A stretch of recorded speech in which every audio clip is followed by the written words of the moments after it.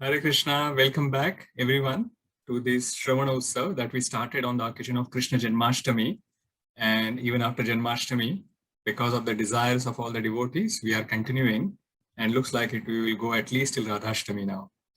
So today we are very, very fortunate that we have His Grace Devakinandan Prabhuji amongst all of us here for the Shravana Utsav. And my special thanks to Nitya Gopal Krishna Prabhuji for requesting Prabhuji to give lecture today.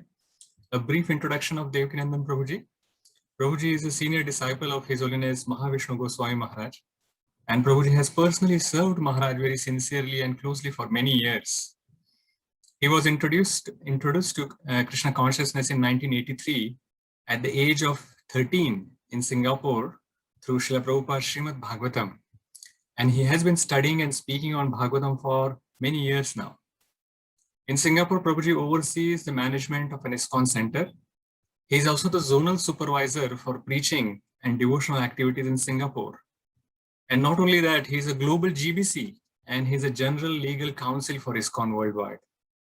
And prior to COVID, Prabhuji also used to travel regularly to various countries around the world, including America and the Middle East, giving classes on Srimad-Bhagavatam based on the instructions of his spiritual master. Prabhuji also sings very melodiously, and he sings beautiful bhajans and kirtans. So if you get opportunity, please search for his name and you will find so many wonderful bhajans and kirtans that he has sung. I have personally heard his impressive and thoughtful classes when I attended iskcon Leadership Sangha as well as on online. Prabhuji is a lawyer by profession, and I am always amazed how he manages to do his work, manage a center, look after zonal services at Singapore level, do also the GBC services and legal counsel services at the global level, and still find time to give classes for helping all of us. As if Krishna has given him 48 hours in a day instead of 24.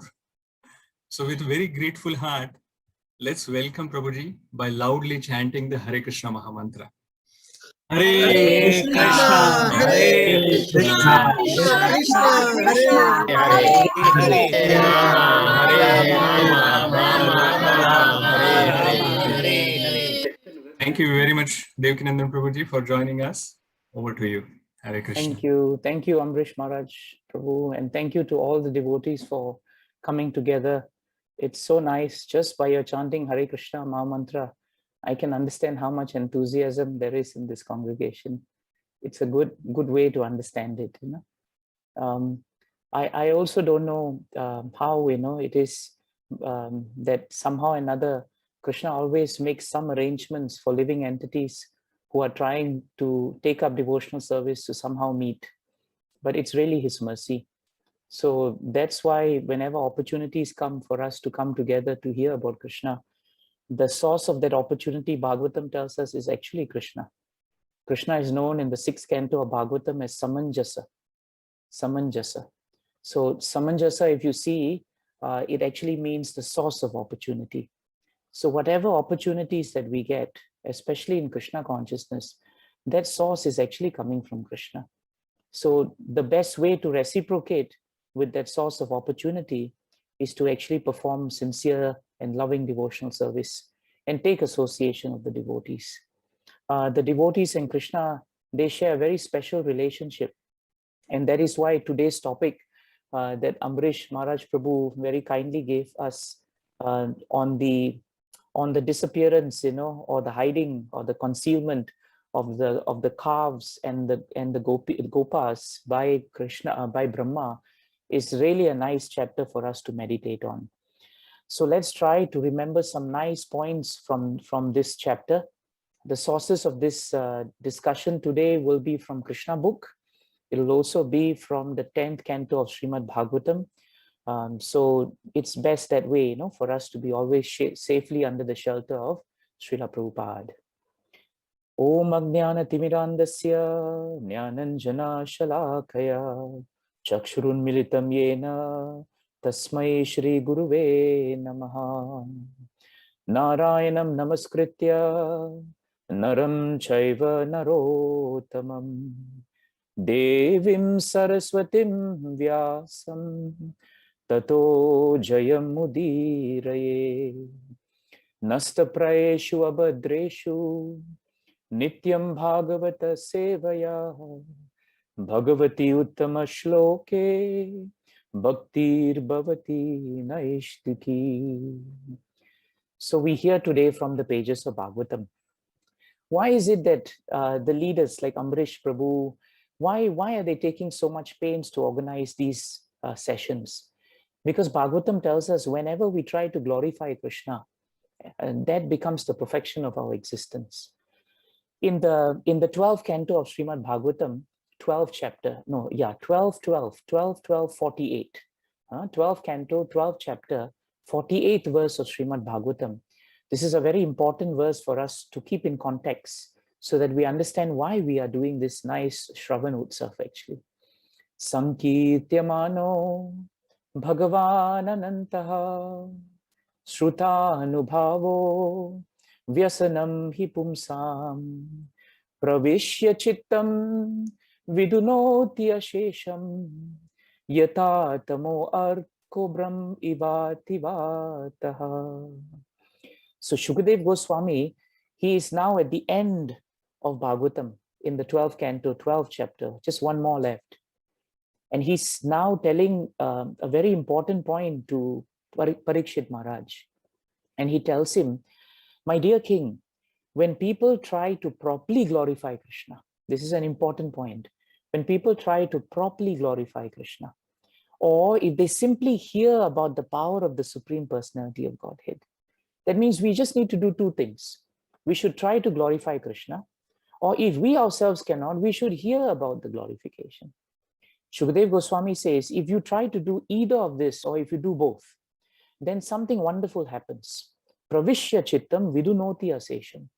That means the Lord personally enters into the hearts of the living entities who do this. The word that is used here is personally. It is not that he sends his agent. He personally enters. And when he personally enters their hearts, what does Krishna do? He cleanses away every trace of misfortune that is found in our hearts. So Krishna is like this transcendental vacuum cleaner, He just comes into our heart, except that he's alive. Vacuum cleaners are dead. And not only is he seated in our heart, but he cleanses it personally. And all traces of misfortune that we may have in our lives, he takes away. Just like the sun, can remove darkness, and powerful winds can drive away clouds. So this is why we are studying Bhagavatam. This is why we are hearing. Because as you sit down through all these days, you can test this verse.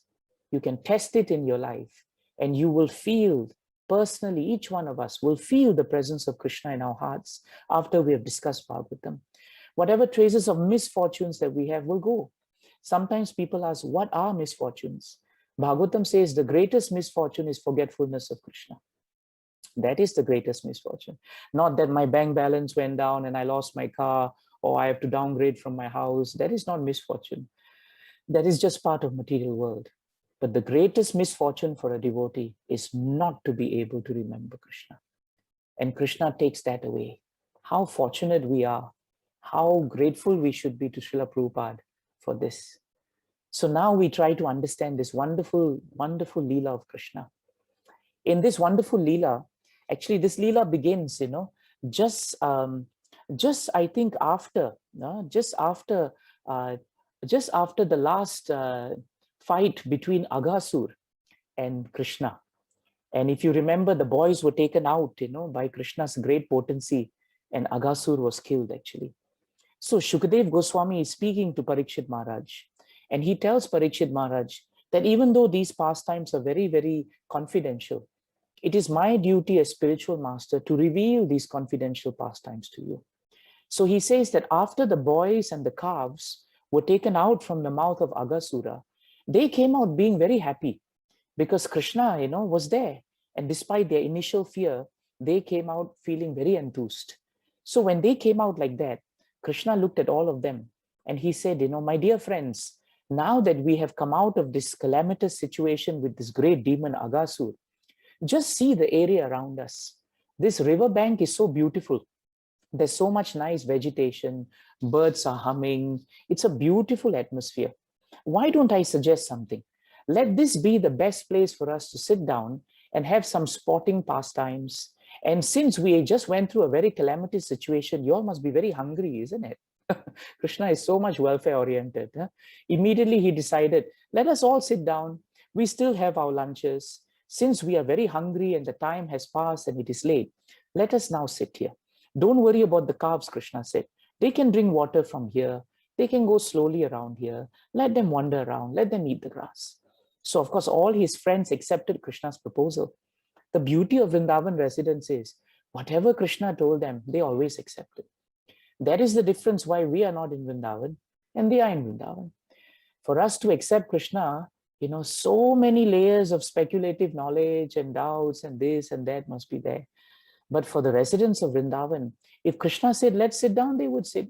If Krishna said, like he said to Nanda Maharaj, drop the Indra Puja and just do Govardhan Puja, they dropped it. Because all they wanted to do was to please Krishna.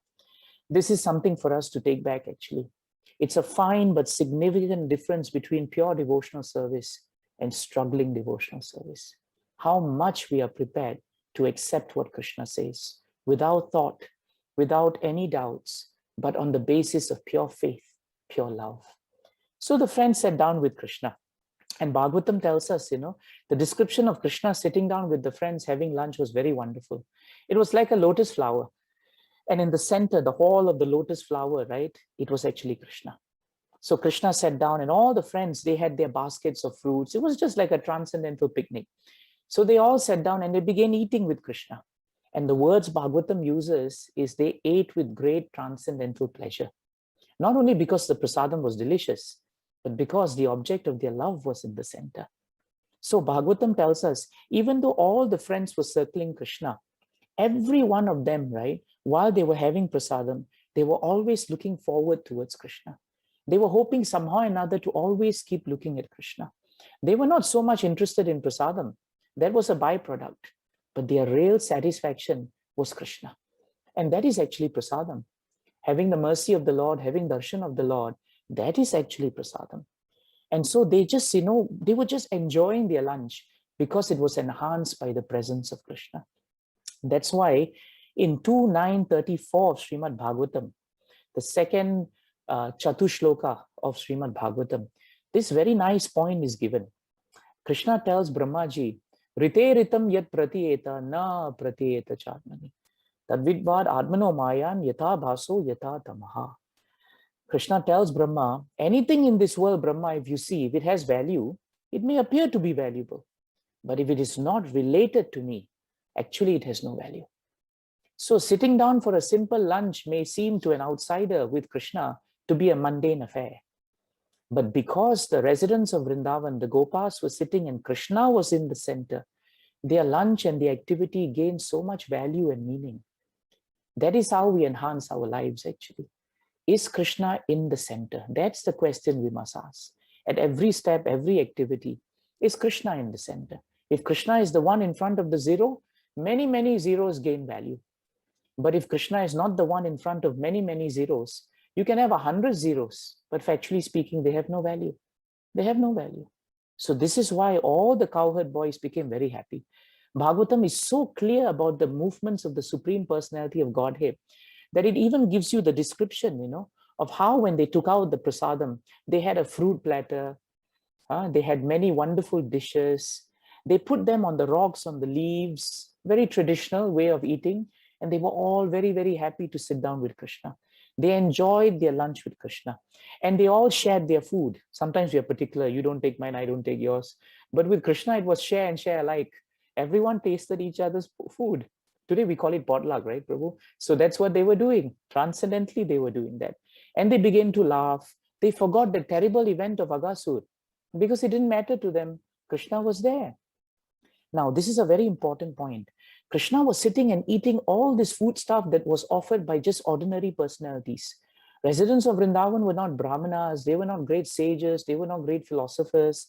So as he was having this wonderful lunch with his friends, very informally, all the devatas and the denizens of heaven, they were looking at this wonderful sign of the personality of Godhead, sitting down and having this amazing food. As they looked at this scene, all of them were thinking, how is it that Krishna can be eating just plainly? Because in Shastras, Krishna is known as Yajna Bhuk. He's known as Yajna Bhuk. That means he only eats offerings of Yajna. In other words, he is Yajnapati. Traditionally, everyone would offer everything into the fire and then Krishna would consume. Remember the Brahmanas and their wives? The Brahmanas were doing just that actually. They were trying to invoke Krishna as Yajna Bhuk and Yajnapati. But what did the Brahmanas' wives do? They just took the bhoga and gave it to Krishna on the side. And how come Krishna took that? Because of the loving exchange. The platform to offer Krishna anything is actually the loving exchange between devotees. That is the sacrificial fire. That is the sacrificial pit. It is not the traditional point that it must only be offered into the fire. Fire is just fire, but it is the love in which we give Krishna that's important. So everybody became very struck. How is it that Krishna, who only eats in Yajna, was now eating with his friends in the forest? And while that was happening, something began to happen. The friends were engaged with Krishna.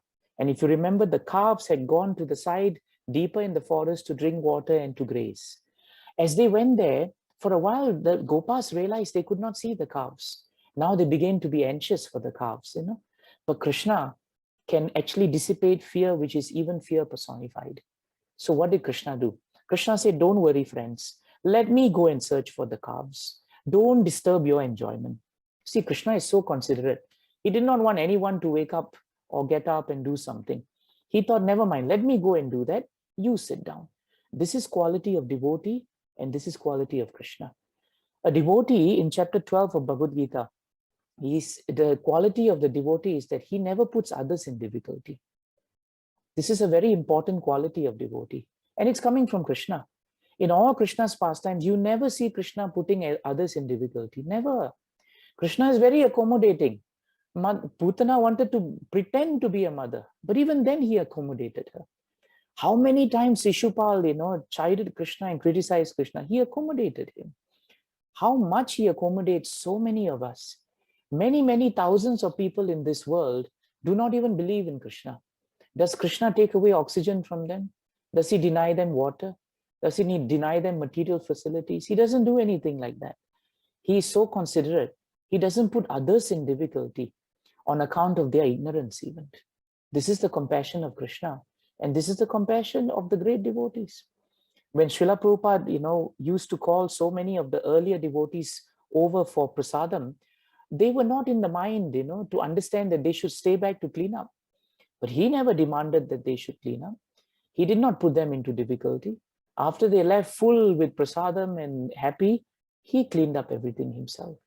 So Krishna told them this, don't go anywhere, don't be in difficulty, don't disturb your enjoyment. But what did he do? As he went into the forest, Bhagavatam says, he didn't leave his lunch behind. He actually carried his yogurt and rice. Krishna loves his food also, So he took the lunch with him. He thought, never mind, since I'm going in, let me just move and eat, So he continued inside. Now at that point of time, as Krishna became separated from the boys here, and as he was going to the calves, there was a moment of what we call separation, it appears, right? Because he was in the center. At that point of time, Bhagavatam tells us, Brahmā, the creator of the material universe, who resides in the higher planetary systems, who's considered one of the great personalities of this place, empowered by Krishna. He had observed, all these amazing dealings between Krishna in smiling and loving fashion. He watched how Krishna delivered all the boys from Aghasur also. And in his mind, he was astonished. That same Brahmā, Bhagavatam says, wanted to show his own power. He thought, this boy Krishna has so much power. Let me show him I also have power. Sometimes, even though we may appear to know that Krishna is supreme, pride always overtakes us at some point. This is something we always have to fight against. It's very easy from wherever we are, to think that what we are doing is actually great. And then we think that we are very, very great. And this is the danger of pride. So Brahma began to think that if Krishna has some power, let me now show him some power.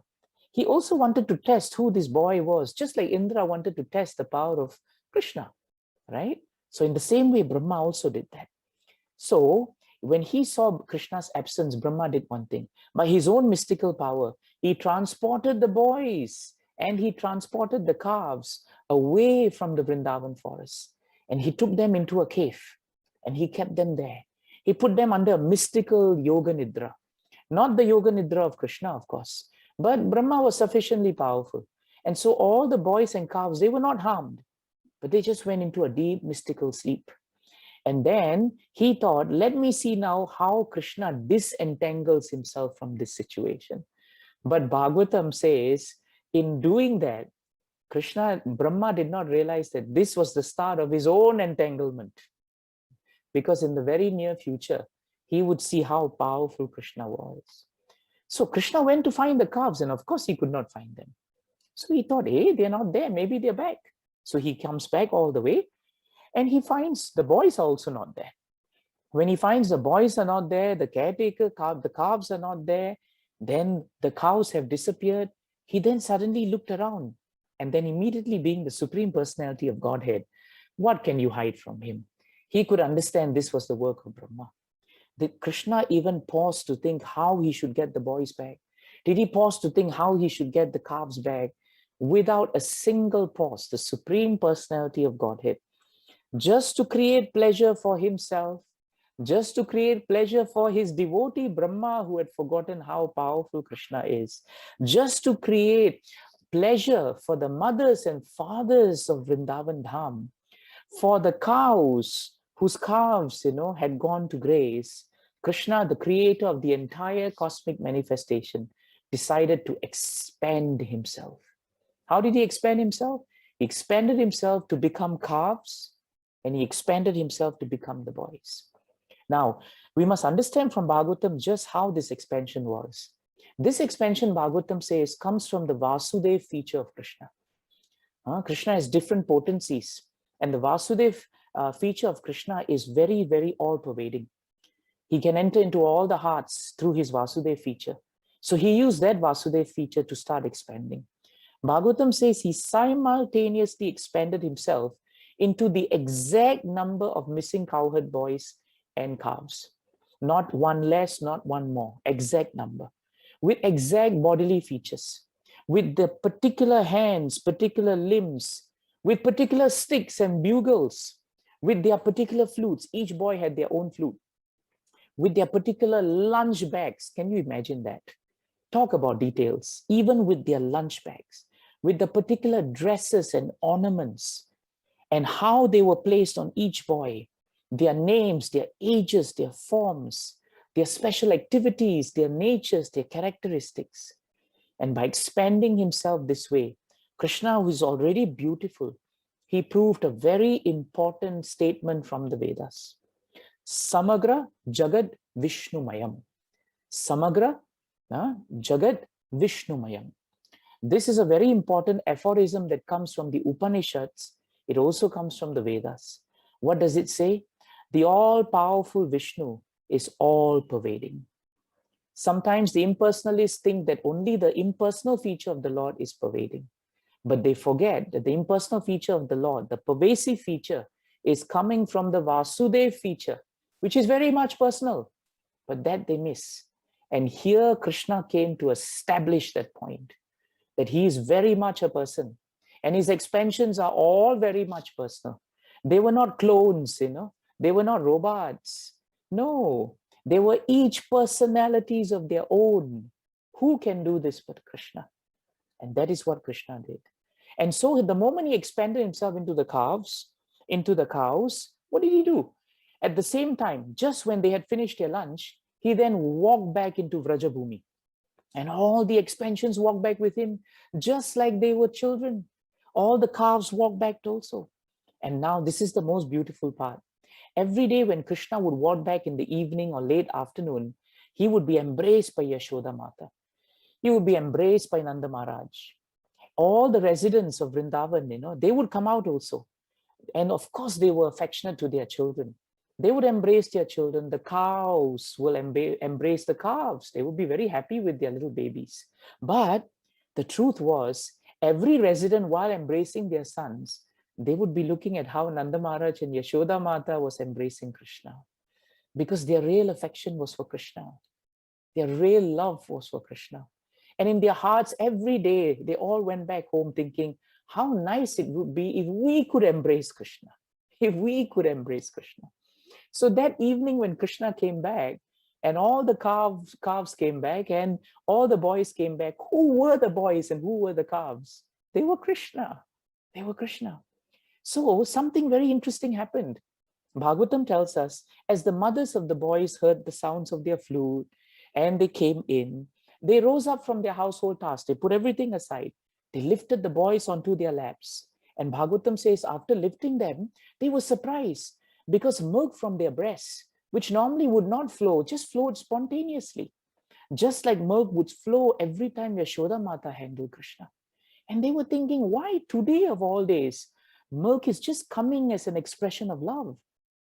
Because normally this was an expression of love which was meant specific for Krishna. Bhagavatam tells us actually Krishna's energy is in everything. So he's always pleasing. But because he came today as the boys, the mothers who embraced them, they did not know it was Krishna, but they could sense that it was Krishna. You see the point? They did not know they were Krishna, but they could sense they were Krishna. That's why they took special pleasure in feeding the boys that day. The cows did the same thing too.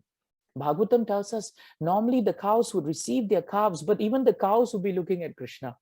How to embrace? How would a cow embrace Krishna? Difficult, but they would still be looking at Krishna.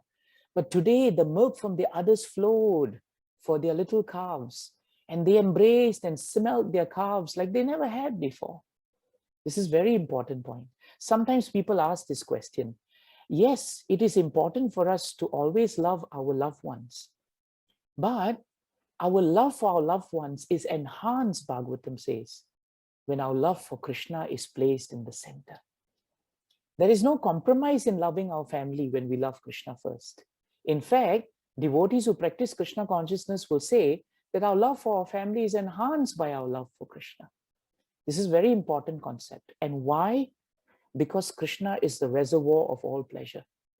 We are not the reservoirs of pleasure. Krishna is the source of all pleasure. That's why he's Govinda. And it is he who gives love. It is he who gives pleasure. This very nice point, was understood through experience by Pingala. In the 11th canto, Pingala was a lady who was very beautiful. And for many years, she tried to satisfy her senses by satisfying the senses of other men. And she thought that every time other men looked at her and praised her beauty, she thought that other men were actually the source of her pleasure. But over time, when her beauty went, the men's interest in her also failed. And then she realized that all the time I was running after what I thought could bestow me happiness.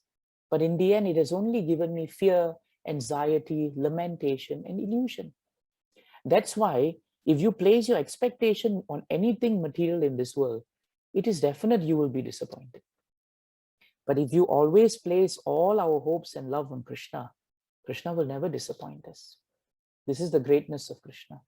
So Pingala chants this beautiful verse. It's in the 11th canto, 8th chapter, 31st verse, 11:8:31. Shantam samippe ramanam rati pradam vitta pradam nityam imam vihayaha akamadam dukkha bayadi shokha moha pradam tucchamaham bhaje agnyaha. The meaning is nice. Pingala is saying, I've been such a fool all this time. I've given up the service of that original person who can give me pleasure, that person who has always been in my heart, but I ran after everybody for pleasure, forgetting that he has always been in my heart. That most dear one, he is the Lord of the universe. Only he can bestow real happiness. And he is the source of all prosperity.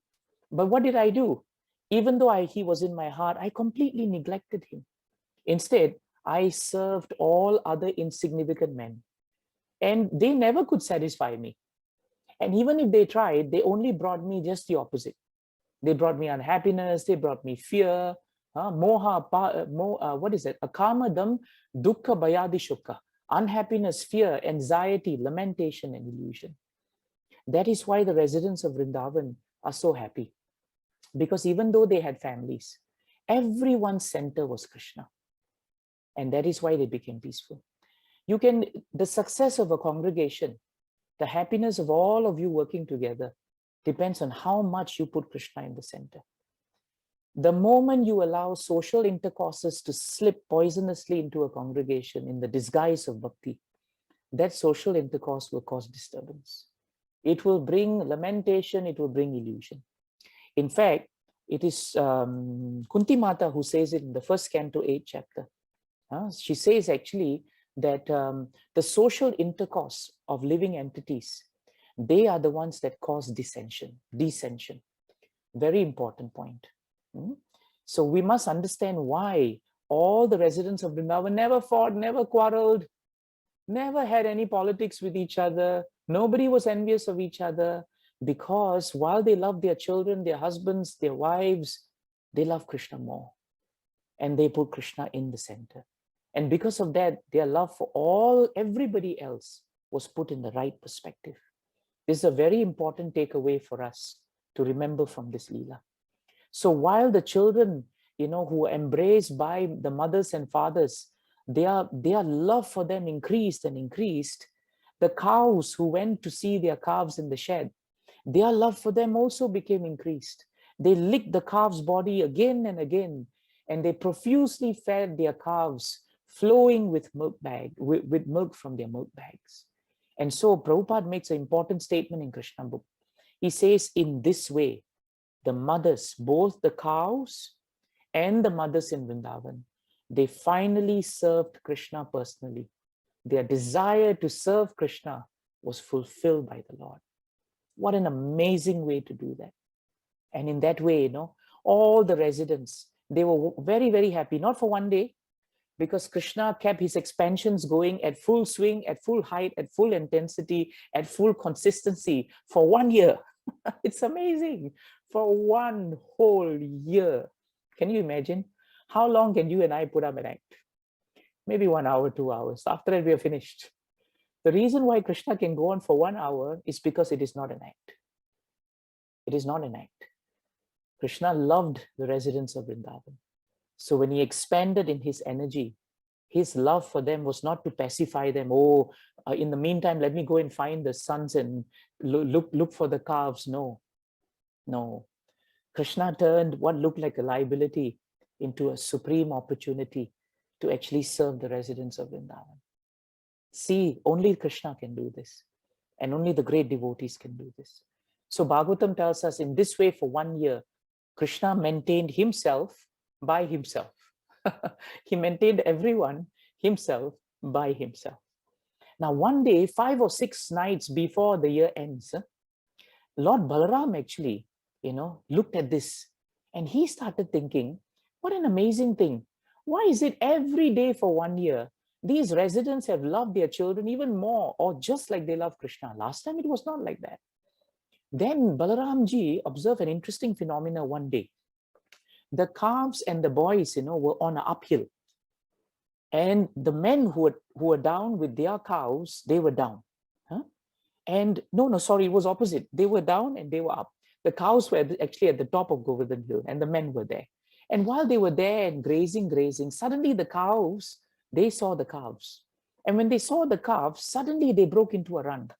And they started running down with their tails up, with their hooves pounding and raising dust. And the men of Vrindavan became angry. They thought, why are they running? We should not be running now. They will create disturbance. And at the same time, so they started coming down also. But when they came down, they saw an amazing sight. The cows, they just could not take it. They ran to the calves and they were overwhelmed with love. And they gave milk and more milk, and licked the bodies of their children again and again and again. Now, when the men saw that, they were quite bewildered. But then when their boys also came, the men also felt great affection for the boys. This is important because before that, Bhagavatam describes the mother's love. But now it describes the father's love also. Sometimes, depending on where you grew up, fathers tend to be a little bit distant. Maybe our generation will become more loving. But in older generations, father was the respectful figure. I don't know about you, but every time I needed to get something from father, the petition came through the mother. It was never straight to the father. I mean, my house, the dynamics was mother was finance minister, defense minister, prime minister. Father was president. So you knew that the only way to get it was through the prime minister. But here you find, that when the men who were normally just a little bit off, little bit distant, on that day, they became like the mothers. They just started feeling this great rush of love. They experienced a great attraction for their loved ones, their little boys, and their anger disappeared. They lifted their sons, they embraced them in their arms, and they enjoyed the highest pleasure by smelling the top of their heads. It was amazing, isn't it? So Balramji was thinking, something is wrong here. Something is here. And then he thought, could it be that they are all great sages, or they're great personalities? Then he looked at Krishna and he thought, no, this must be Krishna. It's only Krishna. And then Balaram thought, even I, who's the first expansion of the Lord, cannot understand the greatness of the Lord. You know what a significant statement that is from Balramji? Even Balramji, the reservoir of all strength, cannot understand Krishna. How can any one of us even understand Krishna? It's a very important point. So then Krishna and Balaram inquired, and Krishna shared with him, no, this is the reason why it has happened. And Balaram understood it then. So almost 1 year had come. And that was only a moment in Brahma's time, isn't it? You all know Brahma's time is so long. And for him, he just went off. And as far as he was concerned, he thought, I'll just come back a moment later and see what's happening. But it was 1 year. It was 1 year.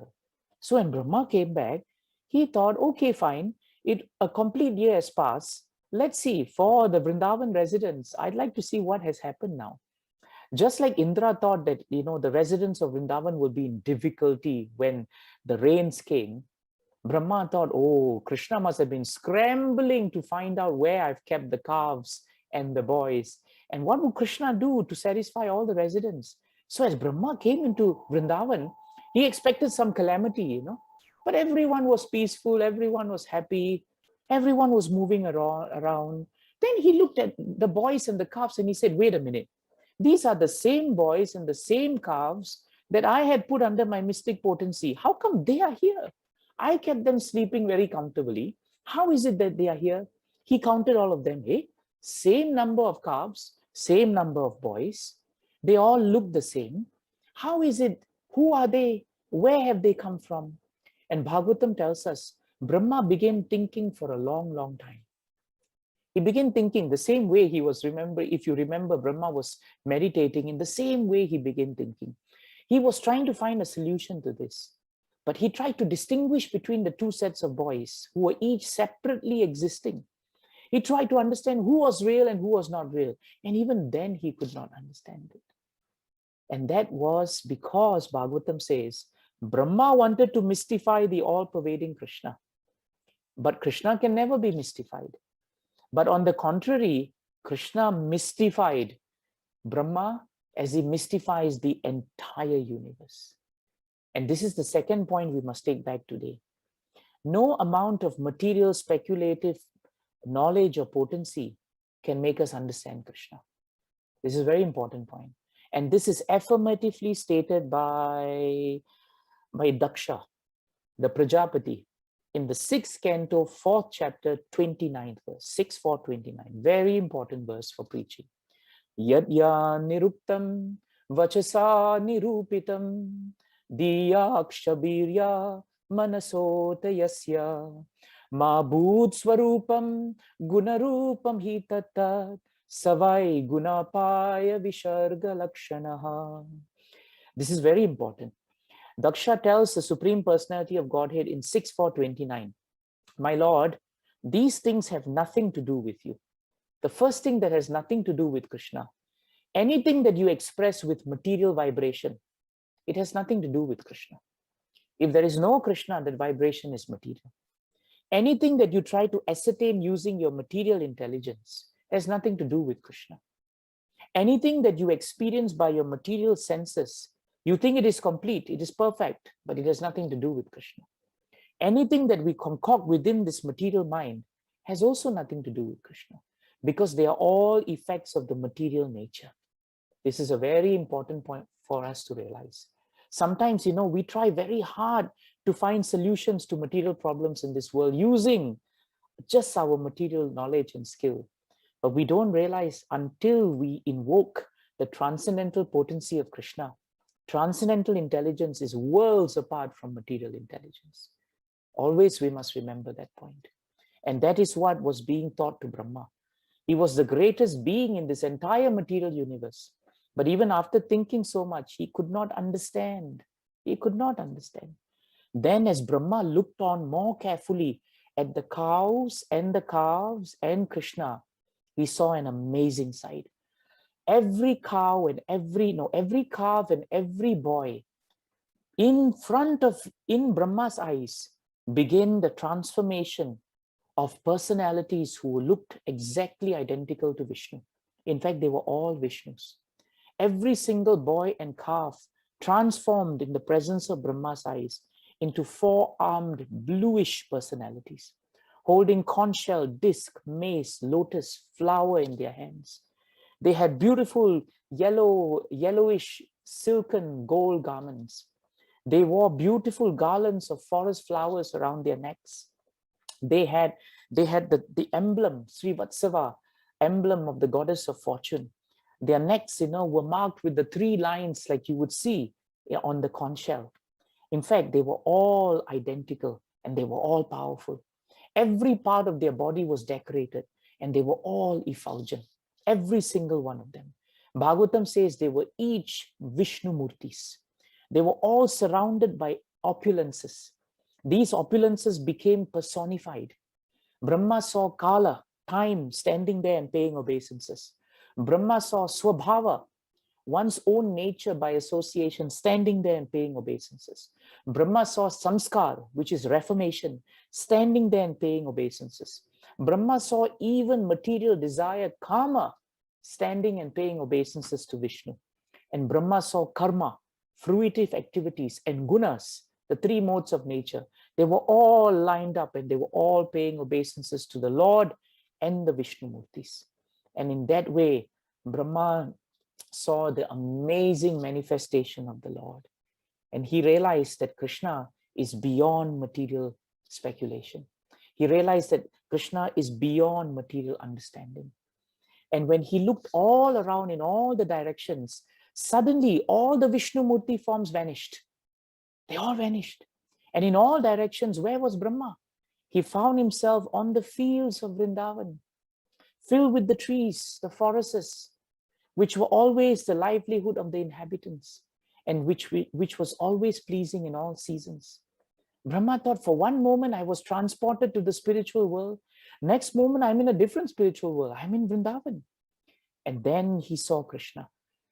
And he saw Krishna seated there with all the cows, all the calves, and all the boys. The moment he saw this amazing scene, Bhagavatam tells us Brahma came down.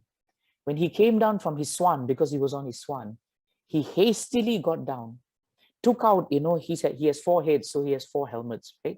He took out all 4 helmets. Must be quite difficult whenever you have so many heads, so many helmets, so many alankar.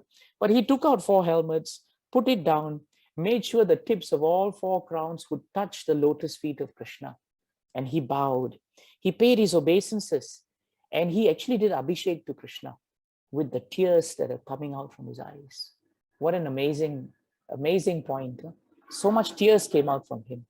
And then he rose gradually and he wiped his eyes and he began looking at Krishna. Only thing is, in that shloka, right, Krishna is not described as Krishna.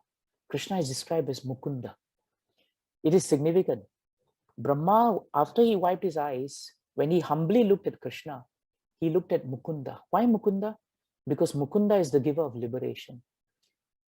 By this wonderful pastime, Brahma had been liberated from his ignorance of the greatness of Krishna. That is why he calls him Mukunda. So every time you read the different names of Krishna in Bhagavatam, please pause, pull the brakes, and ask yourself why this name of Krishna is being put there. It is very significant. And that is why he is known as Mukunda. And then Brahma began offering his prayers. We don't have time for all the prayers of Brahma, but maybe 2-3 prayers we can understand. My humble suggestion to all of you is please study these prayers in the 10th canto, 14th chapter, because some of the most greatest prayers found in Bhagavatam are found here. And of all these prayers, Prabhupada actually quoted many of these prayers. They are very seminal prayers. The first prayer that Brahma chants, describes his mood, especially as he's reaching out to Krishna. In 10:14:3, he sings this very important prayer. Jnane prayasa mudapasya namanta eva jivanti sanmukaritam bhavadiya vartam stane stita sutikatam tanovan manobir ye prayasho jito apitai strilokyam. The meaning is really nice. This prayer Brahma chanted because this prayer tells us how we can obtain the mercy and the sympathy of Krishna. And Brahma said that, my dear Krishna, even though we may all be established in our social positions, stane stitaha, doesn't matter. Chaitanya Mahaprabhu never told anyone to leave their positions. Wherever you are now in Wellington, be in Wellington, stane stitaha. I'm in Singapore, be in Singapore. If you are a lawyer, doctor, engineer, it's okay, be where you are. But the important thing is, come out of the process of speculative knowledge. With your body and your mind and your words, offer all your obeisances and all your energy to the personality of Krishna and to his activities. Dedicate your life to hearing about Krishna, because these descriptions of Krishna, they are very powerful. If you live life that way, Brahma is saying, then you will definitely conquer Krishna, because otherwise Krishna is known as Ajita. He cannot be conquered, but he can be conquered by a devotee. So this is the first prayer that's very important for us, that if we want the mercy of Krishna, we should become fixed firmly in devotional service. The second point that Brahma brings up is the verse after. It's also a very important point he's bringing up. Please remember, Brahma is singing these prayers because he's feeling repentant and remorseful. But his prayers are actually for us also, because this is how we approach Krishna. In the second prayer, he sings very beautifully. Shreya Shrishtim Bhakti Mudasyate Vibho Klishyanti Kevala Bodhalabhyate Tesham Shaukle Shala Eva Shishyate Nanyad Yatastu Latu Savagatinam. And now Brahmaji establishes what is the most important way to become self-realized. He says, Krishna, devotional service unto you, that is the best path for self-realization. If anyone gives up this path and engages in speculative knowledge, he will go through very troublesome process and he cannot achieve the desired results. It is like a person, who's beating a empty husk. The grain is out of the husk. What's the point of beating it? It has no value. Therefore, we should be very cautious not to go here and there, but always be with Krishna. Sometimes, there are so many other things. Whenever we have trouble, we always turn to this and that, and we think maybe I can solve something here. Some people say, maybe my time is not right. I remember my Guru Maharaj had a disciple. He never obeyed my Guru Maharaj's instruction. And one day my Guru Maharaj asked him, why is it? Sometimes my Guru Maharaj said, I don't know who is the Guru and who's disciple. I'm always asking you to obey me, giving you good advice. Why you don't follow? And you know what the disciple said? He said, Maharaj, I went to an astrologer and I checked and he said, your time is not good. That's why you'll never obey Guru Maharaj. So we find so many different ways not to do bhakti, not to follow instructions. But Brahmaji says all that is speculative knowledge. It'll become more troublesome. So don't do that. The third prayer that's very nice that Brahma gives, and you all know this. Tatte nukampam sushamikshamano bunjana evadmakritam vipakam ridvagva purvir vidadan namaste jivetayo mukti padasedaya bhav. What a beautiful, beautiful verse. This is the verse that actually gives us the mood of a pure devotee. A pure devotee is one who earnestly and patiently waits for Krishna's mercy to come. And while he's waiting, he doesn't blame anyone for his difficulty. What Brahma is indirectly saying, Krishna, I cannot blame anyone for my bewilderment. I can only blame myself because I brought this on myself. I forgot your greatness. So instead of blaming everyone, because in this world, the moment something doesn't go right, our tendency is we blame someone. Oh, Prabhu didn't give me the date of the thing, or actually, Prabhu missed something, or Mataji said something. That's why I'm feeling I don't want to come for the program. The mind finds so many reasons not to do devotional service. But the pure devotee, when he's in difficulty, he says, actually, the reason why I'm suffering is because of my past misdeeds. Why blame others? You slept on your bed, you should make it, isn't it? You make your bed, you can sleep on it. Why should we blame others? And instead of wasting time blaming others, he just uses his mind, his body, and his words to increase the quality of his devotional service. That is what we should do in challenging times. Increase the quality of bhakti. And we should help each other. Because at every junction of our life where there's a difficulty, that is the time to increase the quality of our bhakti.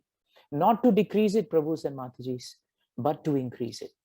Brahmā increased the quality of his bhakti because he was in difficulty. And that is why for those who do that, the kingdom of God is always open to them. And I want to say something here, because for this particular verse, Sridhar Swami, one of our acharyas, he gives a very nice point on this verse. He says this verse tells us that actually we are all rightful heirs to the kingdom of God. And all we have to do is stay alive in devotional service. Just stay alive. My Guru Maharaj said, Devaki, just keep your head above water until you die. That's all. Just keep it up. Keep it yourself in devotional service. That's it. Because whatever that Father wants to give, he will only give to his sons and daughters, right? You're all the sons and daughters of Krishna. Why become moros in devotional service? This is a very important point for us to remember. And the last point, the last prayer I think I want to end with, Brahma finally feels, that how will I repent now? Krishna must be really angry with me for me doing this. So he says one last thing, which is very sweet, In 10, 14, 12 of Bhagavatam, he says, Ukshepanam garbhagatasya padayo kim kalpate maturadoksha jekase kim asti nasti vyapadesha bhushitam tavasti kukshe kiyad api anantaha. This is very nice. He says he calls Krishna Adokshaja. Adokshaja means one who is transcendental. That is the exact meaning there given in the word to word. Krishna is transcendental. He's beyond all of this. He's Adokshaja. But he says something nice. He says when the child is in the womb of the mother and the child is kicking, and mothers, when the child is kicking, does the mother take offense? How dare you kick me? Now I have to discipline you. Mother doesn't do that. In fact, very often I know that when mothers feel the kicks of the children, actually they feel some pleasure because they know the child is reacting actually. It's when the children are quiet, we become scared, isn't it? Even when children are at home, when they're very mischievous running around, they're okay. But I don't know about you, but when they become quiet, something very dangerous is going to happen. So that is Brahma's mood, Brahma is saying that I made a mistake, but I am within your womb. No one is outside of your womb. So please don't take offense if sometimes I do something funny. You please, as a kind father, as a kind mother, nothing is outside of you. Please forgive me. And when Brahma did all that, Krishna naturally, he forgave Brahma. Brahma repented. He became remorseful. And Bhagavatam tells us that when we are genuinely repentant, we can see Krishna. Krishna is perceived in repentance. And so Brahma took permission to leave. And when he took permission to leave, the boys and the calves, they were all delivered. They came back out of their sleep. But the beauty is Krishna arranged it in such a way, when the boys and the calves woke up, they woke up just where they had left off, their lunchtime. They turned to Krishna and said, Krishna, hardly a minute has gone. You came back so quickly. And Krishna, of course, did not want to tell them what happened. But Krishna just smiled and said, yeah, they just came back, And so Krishna said, my friends, why don't we sit down and why don't we have a very nice festival of lunch? And so they sat And so they ate and they became very happy. Jai Grantaraj Srimad-Bhagavatam. Jai Grantaraj Bhagavad Gita. Ananta Koti Vaishnav Vrinda ki. Srila Prabhupada, Srila Gurudev ki. Jai Gaura Premanjana. Hari Hari Bo. Thank you, Amrish Maharaj Prabhu. Sorry, I took a little more time. No, that was wonderful. It was free flowing and it was just so pleasing to our ears and to our hearts. So thank you very much for a wonderful narration of this pastime, as well as these wonderful prayers that you have shared with us and the insights. It was really, really good. Thank you very much, Prabhuji. And let us see if anyone has any questions. And I hope you can spend some more time answering some questions, Prabhuji. Yes, okay. I can. If there's anything, I'll be happy. Yes. So if anyone has any questions, you can raise your hands. So there is one question from Pundarikaksha Prabhuji. Hare Krishna Prabhu. Go ahead, Prabhuji. Hare Krishna Prabhuji. Pranam Prabhuji. Thank you very much, Prabhuji. Such a nice lecture. It actually my heart is really enjoying with ecstasy, Prabhuji. Thank you very much. You just showed that past time very nicely to us. So, Prabhuji, my small question is about the way that you mentioned that within the congregation, unless we see Krishna, so we will not be able to be happy. But within this material world, we always have some attachments, some selfish desires. Now, even though we know that it is selfish desire, but still it will be coming into the mind. How to come out of that, Prabhuji? Yeah, that's a good point, Prabhu. Selfish desires are considered in Bhagavatam and Shastras as anarthas. In other words, they are unwanted habits. But as you said correctly, Prabhu, we have been in material conditioning for millions of lives. Naturally, desires, are very powerful. And very often, self-preservation is the law of nature, Prabhupada writes in his purports. So when you use the word selfish desire, generally speaking, unless we are really careful, we tend to look out for ourselves, we tend to look out for family, and that's a very natural thing in this material world. But Bhagavatam requests us to do one thing, that this process of coming to the point where we try to put Krishna in the center more and more is like a journey, Prabhu. It is a spectrum. It cannot happen overnight. It is a process that needs development. And the best way to finally come to a point where we do not put ourselves ahead of others is actually to make sure that the quality of our devotional service increases. The more we study Bhagavatam, the more we spend time with Prabhupada's books, the more we understand these things very carefully, and the more our mind and our intelligence is applied to these things, you will find that the process itself, without separate endeavor, will reduce the selfish desires in our heart. We may not need to make so much separate endeavor. We can be more alert about it. We can take association from devotees who inspire us because we see they are free of these desires more than we are. And when we take that kind of sadhu sangha and we are prepared to learn from them, we'll make advancement very quickly, Prabhu. So the short answer is, Bhagavatam's declaration is that all material desires will go with the increase in the quality of our bhakti and right-minded association and like-minded association of devotees. Why have you all gathered together? Because you feel naturally attracted to the members of this congregation. We can't force you to sit with someone whom you don't feel comfortable with. That, Rupa Goswami says, is like-minded association. So if you take that like-minded association well, and through that association, you serve the devotees, that service to devotees will reduce our selfish desires. I hope that is helpful, Pundarik Prabhu. Yes, Prabhuji. Thank you very much, Prabhuji. Thank you, Prabhu. Thank you, Prabhuji. Are there any other questions for Prabhuji?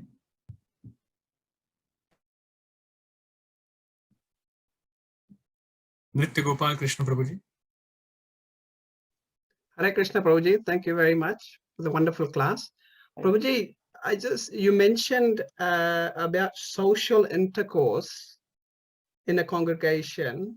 Are you able to elaborate with some examples about what you mean by social intercourse? Being The line that Kunti Mata speaks about is Bhautikanam cha bhavanam. It's the last line of a shloka. She says that the dissensions amongst the living entities are because of social intercourse. That's a nice statement that she makes. Social intercourse means that we come into a congregation, but what happens is we actually value socializing, material baggages. Perhaps what happened was, we were socializing on a Saturday or a Sunday somewhere else, but somehow Krishna consciousness has attracted us. So we feel that, it's nice for us to bring the children into a nice atmosphere. We also have a nice atmosphere. Then when we come for that, we realize then there are families, and then families means, we have a gathering. The only difference now is the gathering has a stamp, that says it's a religious gathering. But if we look at our activities closely, it could actually be an excuse for social gatherings. So what happens is that, in the name of Krishna consciousness, subtly, if we are not careful, we'll gather together. Okay, for formality, we'll hear Bhagavatam class. But the moment Bhagavatam class finishes, we're talking about everything else except that Bhagavatam class. That's normally the test, After Bhagavatam, if you sit down for prasad, actually now we can't, but if you sit down for prasad, you'll find that if you talk about history, geography, and politics and weather, it gives you an inclination of where we are actually with our consciousness. Sometimes people, I remember in Singapore, there was this boy who came and he was very enthusiastic. And then one day, he asked me, Prabhu, is there some nice girl I can find here for marriage? So I said, yeah, there are some nice girls. He said, actually, that's the reason I came. At least he was honest, He said, in my lifetime, I was spending a lot of time in bars and clubs, but my father was telling me to settle down. So those ladies, I can't settle down. If I want to find a girl, go to a temple. So I came to temple. Of course, Krishna is there. I like your movement and all, but I want to find someone. So you won't believe it, but there was a girl on that side who had a similar intention. And somehow by Krishna's arrangement, they met, and by Krishna's arrangement, they got married. And after marriage, we never saw them again.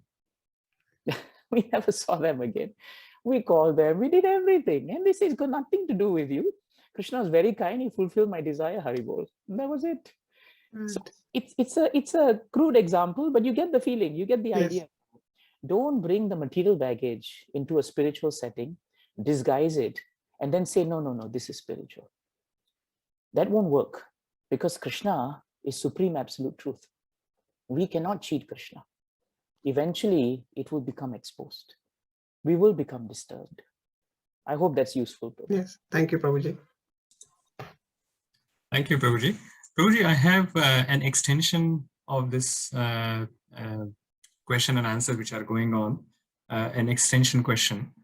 Prabhuji, I think for the first question, you answered that individually what we can do so that we can actually focus on Krishna. And you also explained now how that desire is there. Everyone has that desire. But as a congregation, is there something special or different that we can do to make sure that we all can remain focused on Krishna and not actually get deviated to this social gathering kind of a scenario? Because over a period of time, maybe it can happen that in the beginning, everyone is enthusiastic and they are focused on Krishna. But over a period of time, that the enthusiasm may a little bit die down and it may become a social gathering.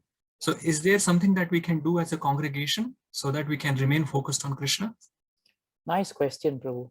I think the most important thing that we'll have to do is actually establish firm and loving relationship, transparent and open with each other. And it has to come from the leaders. And I think you all are doing that, I mean, you won't admit it, but I think you're doing that. If the leadership establishes a culture where we nip politics and material tendencies in the bud very quickly, then we don't allow the weeds to grow. But for that to happen, you are only able to talk to someone and tell someone, Prabhu, Mataji, this is not the way for us to grow, if you have a relationship as a platform. If there's no loving relationship, who will hear who? If we are loving with each other and we speak, people will know that there is no motive in our heart to cut you down, but rather to make you grow. So that adhikar to speak to each other openly in Vaishnava etiquette is actually the platform of loving, open relationship. And if we develop that culture of having that openness with each other, having ishtagoshtis, I find that helps in pockets and groups, to sit down, understand the challenges families have, to understand how families relate with each other. Sometimes Matajis have their own programs, Prabhus have their own programs. And then within there also, there may be some issues. To know the nuances of that, that is very important. The other thing I find is very helpful, Prabhu, is what we call the read and relish programs, where we all sit, read and relish Prabhupada's books as often as we can. When we gather that way and just put Prabhupada in the center, then no matter what we feel or what we have, the power and potency of Prabhupada will reduce all these tendencies from coming. This we have found to be very helpful in Singapore. So everywhere where there are pockets and groups, right, we have what we call the R&R program, the Read and Relish program. So every day, anywhere in Singapore, groups of 5, 6 devotees come together. They may be reading Bhagavad Gita, they may be reading Bhagavatam, they take down notes, and they continue with it, and they have sharing sessions. So that's very helpful also. So that's the other thing that's helpful. The other point that's also important is service. I find generally most of our challenges happen when devotees are serving in a congregation, especially festivals. I don't know how it is there, but when festivals come, right, somewhere the tempers go up, the blood pressure goes up. Someone will say, this is my service, he came and took my service. Most of the times we feel we own the service. When you tell them, Prabhu, you think others can be involved? We feel, oh, you're taking service away from me. So I always find Janmashtami, Radhashtami, when we used to congregate, that's the point, where I will request the leaders, please be extra tolerant, extra patient, be ready to offer dandavats. But sometimes we have to be firm also to make devotees understand what is the spirit in which we should do these things. So these are some things I can share with you, Prabhu, from the top of my head, actually, that may be helpful. Thank you very much, Prabhuji. I think they were really, really helpful points. And many of them were eye-openers, and I'll try to implement some of them. Hare Krishna. The other last thing, Prabhu, before I go on to the point is, sometimes in congregations, you have different gurus, disciples, and that is also a touch point that can be very sensitive. What we do in Singapore is we have 19 gurus, disciples in our congregation. So we have 19 Vyas Pujas through the year, right? So what happens is practically every month there is a Vyas Puja. So what we have here is that every Vyas Puja, everybody is part of the Vyas Puja. And the Vyas Puja is conducted publicly. It's conducted in our center, because then everyone feels like they're part of the family. Yes. And everyone gets to cook for another Guru Maharaj, because they are also our Siksha Gurus. And a Guru Maharaj's lecture is shown so that everybody who's everybody else also gets to hear from others. And we always put Prabhupada in the center of all that. That helps. Otherwise, the Guru issue can become a major issue. Yeah, not the Guru's fault. It's the fault of us, as immature disciples. Yeah, just wanted to share that also. Yeah, this is also a very important point. Thank you, Prabhuji, for that insight. Hare Krishna. There is one more question which has like Sudhanua Prabhu or Sudharma Mataji. One of them has a question. Please go ahead. Hare Krishna Prabhuji, Dandavat Pranam. Thanks for a very beautiful, inciting lecture. The question I got is, you said about devotee, we as devotee don't blame anyone for one's bewilderment. So increase the quality of bhakti. So I think for me at least, I feel like whenever there is something not going right, I try to blame others rather than taking the blame on myself. So you're good company, Mataji. We all face that challenge, So it's really hard. Though we try, our intelligence says, but the mind actually comes in between and says, no, that's not the right, so how we can overcome it, or practically any tips you can give, Prabhuji? One tip I wanted to ask you concerns the dynamics between both of you.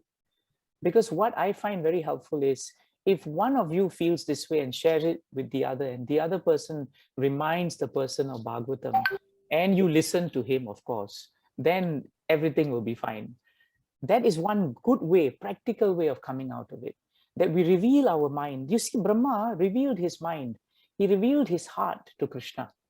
And in Bhagavatam, Mataji, the whole of Bhagavatam is about devotees revealing their frailties and their weaknesses to those whom they trust and they love, and telling them that this is my situation. And then being prepared to be submissive to hear someone reiterating what Bhagavatam has stated. Parikshit Maharaj could easily have blamed Shringi Brahmana. He could have blamed, Shamika Rishi. He could have said the proportion, the punishment is not proportionate to what I did. And it's true, even Prabhupada writes that. But Parikshit Maharaj decided that Krishna has come so kindly in the form of a Brahmana's curse, because he knows that if he did not do this, I will continue to be a king and forget Krishna. Sudama could easily have told that Krishna did not even want to ask me what I wanted. And he just let me go without even asking. And I walk all the way from Porbandar to Dwarka, which which you can do will be a crazy thing because it's far. But he never asked that. As he left, he said, the reason why I am in difficulty or I'm not getting anything from Krishna is because Krishna knows that if I do get wealth, I will forget him. So it's really about the changing of a lens, Mataji. It's about the changing of an attitude. If we see a problem and a devotee appears to be the immediate cause of the problem, what we should do is do what the cow and the bull did when Kali came to beat them. Because when Parikshit Maharaj turned to them and said, identify the perpetrator, they refused to. They looked at each other and started saying, who actually is the perpetrator? Who is the remote cause of all these things? So you see, cow and bull gave each other association at that point of time. That sadhu sangha between cow and bull helped both of them, Mataji. So we have to help each other. If I feel this way, voice it to someone whom you trust. If not, voice it to Krishna, like Brahmā did.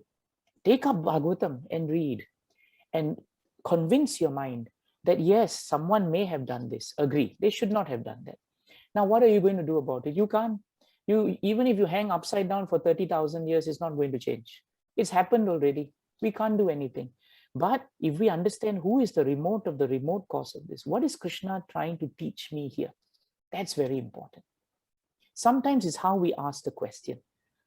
Little Saraswati was given by Prabhupada a small deity of Krishna, right? And then he took it away to play with her. And everybody asked Saraswati, where is Krishna? Where is Krishna? Where is Krishna? And she was really worried. And then one devotee changed that question and said, who has Krishna?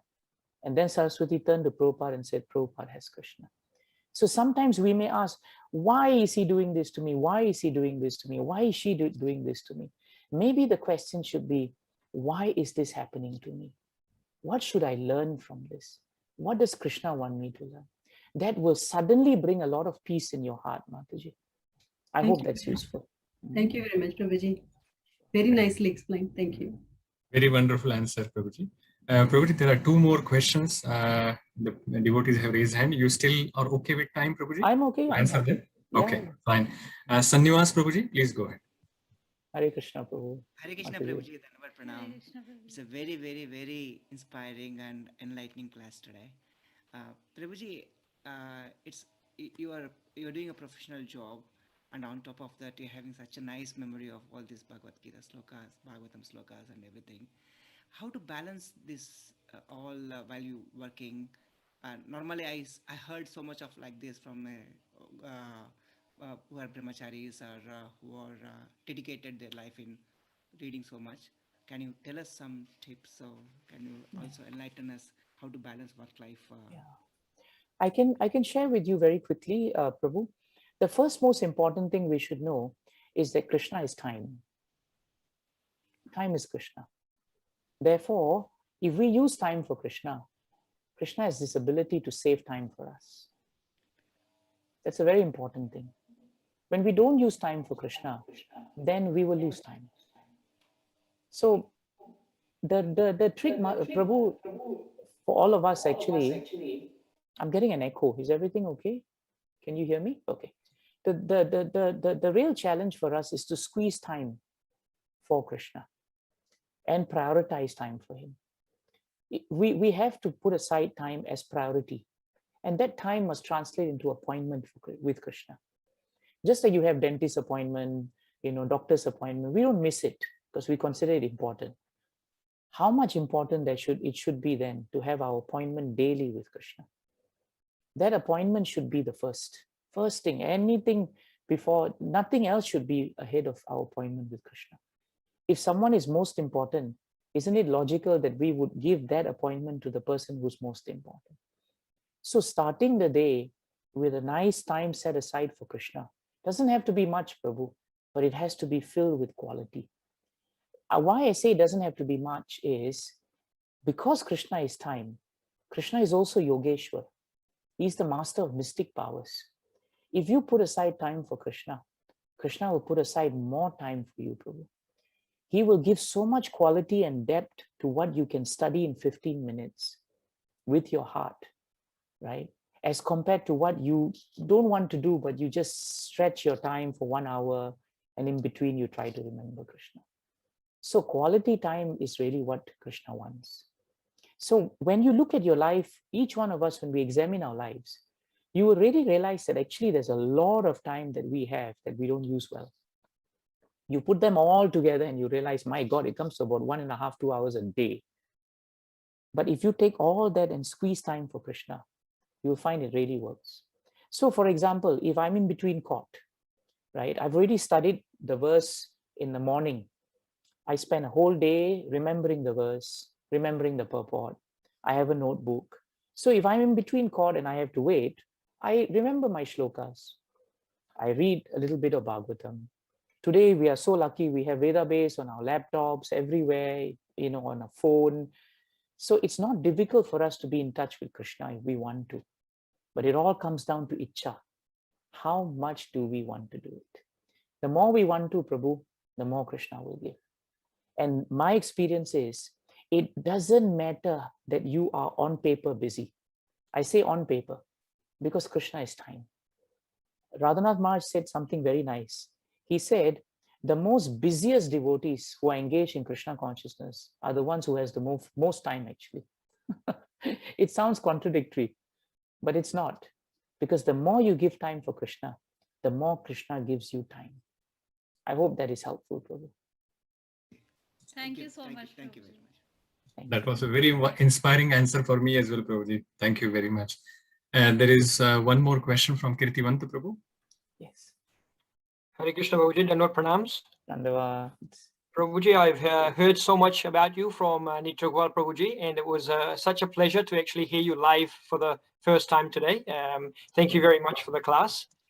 Prabhuji, you've made some very good points regarding social interactions and social intercourse and things like that. My question is regarding, when you have a group of devotees and you're trying to build a relationship and you're trying to get close to them and things like that, before you open up, because our ego is very strong, there's always a fear of judgment. And usually when we have a fear of something, it is because we are doing it ourselves. So we are judging others. So we fear that when we open up, that we might be judged and things like that. How to get over that sort of fear? That's a very good point. I think that fear is helpful sometimes, Kirtivan Prabhu, because sometimes you also have situations where we actually don't have a good, deep relationship with a devotee. And at that point of time, when you reveal your mind, for whatever reason, sometimes you will sense that the devotee treats you differently after that, may not, be very nice to you. And that's like a warning point sometimes from Krishna as the super soul. But what will happen is that you'll always be able to find devotees who inspire you, and whom you can turn to and have even a siksha relationship. It could be a peer relationship, or it could be a siksha relationship where you see this devotee is very confidential, very careful, very neutral. I can reveal my heart and my mind to him. And if you really want to do that and you pray hard to Krishna, my experience is Krishna always reveals such a devotee to you, Prabhu. But they will be far and few. It's not that the other devotees are not good, but how do we put it? The finer devotional service becomes, the more confidential it also becomes. I'm sure you all would find that true. Many confidential things that we cannot just speak plainly become very important in our devotional service. So you may not be able to find many devotees whom you can relate to, but even one or two is enough, Prabhu. But don't Don't ignore the voice that tells you, to be conservative about how you open your heart, because it's Kali Yuga. It's not the fault of other devotees sometimes, but sometimes Kali Yuga is so powerful. Even if we don't want to do something, we do it anyway, and then we regret. I mean, all of us have been in that situation. But having said that, Kirtivan Prabhu, the concept of compassion is very important. That concept balances these feelings of hurt that sometimes we feel from devotees. Devotees don't really want to hurt us, but they are also harassed by the modes of material nature. When you have time, look at 11.7.37 of Bhagavatam, Prabhu. 11.7.37 of Bhagavatam. If I'm not wrong, that's the one that says, it's the example of Mother Earth. There it is very nicely stated that when we are harassed by other people or other living entities, we actually should understand that they are also harassed by others. That's an important point. Amrish Prabhu, have I got the verse right? Is it 11.7.37? Yes, Prabhuji. Exactly. It is, right? 11.7.37. Yes, Prabhuji. Yeah. So it's a very important concept for us to understand. It makes it easier for us to relate to devotees. When devotees cause us trouble, we should understand this point. They are also harassed by the modes of nature. So a devotee who is following the path of devotional service should not become unduly disturbed.